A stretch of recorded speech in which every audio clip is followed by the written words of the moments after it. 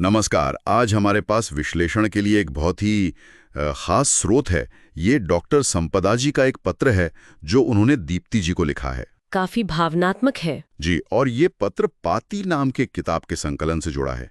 दीप्ति जी के काम की प्रशंसा में है ये। हाँ, और शुरुआत तो देखिए कितनी अनूठी है।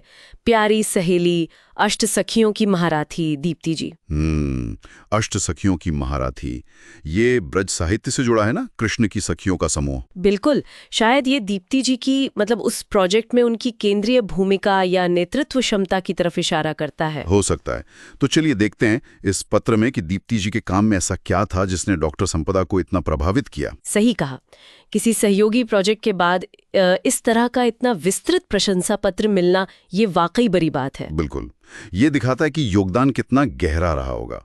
सिर्फ काम नहीं बल्कि एक एहसास जुड़ा है। डॉक्टर संपदा लिखती हैं कि दीप्ति जी ने इस परियोजना में अपना दिल और आत्मा लगा दिया। उनकी लगन, बारीकियों पर ध्यान और वो जो प्रतिबद्धता होती है वो साफ दिखती है। और ये दिल और आत्मा वाली बात किसी सामूहिक प्रोजेक्ट में जहाँ कई लोग हों, इस तरह का पर्सनल इन्वॉल्वमेंट मिलना आसान नहीं होता। सही। ये दिखाता है कि उनके लिए ये सिर्फ एक काम नहीं था, शायद एक जुनून था। पत्र में ये भी लिखा है कि कैसे सामग्री को बहुत सावधानी से व्यवस्थित किया गया। हाँ, विचारों का, बैकग्राउंड चित्रों का, जानकारी का एक सहज प्रवाह बना रहे, इसका ध्यान रखा गया। जी बिल्कुल। और ये सिर्फ चीजें जमा करना नहीं है, असली काम तो है अलग अलग लेखकों को, जिनके अपने स्टाइल हैं, अपनी सोच है, हाँ, उन सबको एक सामंजस्यपूर्ण रूप देना।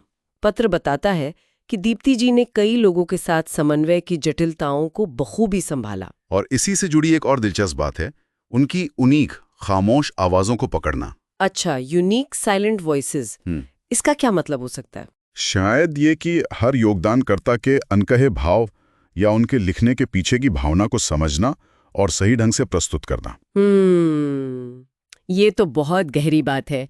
ये संवेदनशीलता बहुत जरूरी है, खासकर जब आप ज्ञान, अनुभव और कान्हा जी के प्रति प्रेम भक्ति जैसी चीजें एक साथ ला रहे हों। सही कहा। हर आवाज को उसकी जगह देना, बिना उसका मूल भाव खोए, ये कुशल संपादन की पहचान है। पत्र में दीप्ति जी के कम्युनिकेशन स्किल्स की भी बहुत तारीफ है। अच्छा। खुला और पारदर्शी संवाद बनाए रखना और अगर कोई चिंता या सवाल हो तो उसका तुरंत समाधान करना। जी, ये तो किसी भी टीम प्रोजेक्ट की रीढ़ की हड्डी है, साफ और तेज कम्युनिकेशन। बिल्कुल। इससे गलतफहमियां नहीं होती, भरोसा बनता है।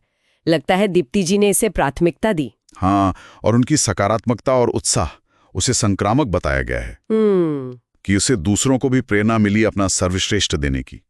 डॉक्टर संपदा लिखती हैं कि उन्होंने हमेशा अतिरिक्त प्रयास किया, मतलब एक्स्ट्रा माइल गई। ये पॉजिटिव एनर्जी वाकई माहौल बदल देती है। जब कोई लीडर या कोऑर्डिनेटर खुद इतना उत्साहित हो और ज्यादा मेहनत करे तो उसका असर पूरी टीम पर पड़ता है। सही।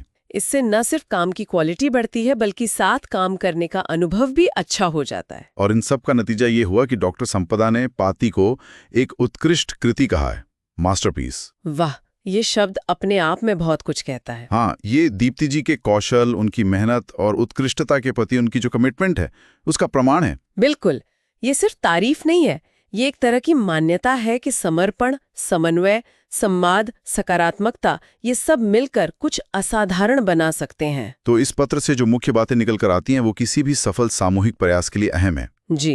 गहरा समर्पण, अलग अलग आवाजों को कुशलता से एक साथ पिरोना, स्पष्ट संवाद और एक सकारात्मक रवैया। सही कहा। और जैसा डॉक्टर संपदा ने इशारा किया, ऐसे काम का असर लंबे समय तक रहता है। ये किताब आने वाले समय में भी पाठकों को प्रेरित और शिक्षित करती रहेगी। योगदान की असली विरासत यही है। ये वाकई सोचने पर मजबूर करता है। हम अक्सर सामूहिक प्रयासों की सराहना करते हैं, पर क्या हम हमेशा उन खास स्किल्स और उस गहरे समर्पण को पहचान पाते हैं जो कई अलग अलग आवाजों को सफलतापूर्वक एक साथ लाते हैं? ये एक अच्छा सवाल है। आखिर वो कौन से तत्व हैं जो किसी सहयोग को सिर्फ एक प्रोजेक्ट नहीं बल्कि एक उत्कृष्ट कृति जैसा महसूस कराते हैं?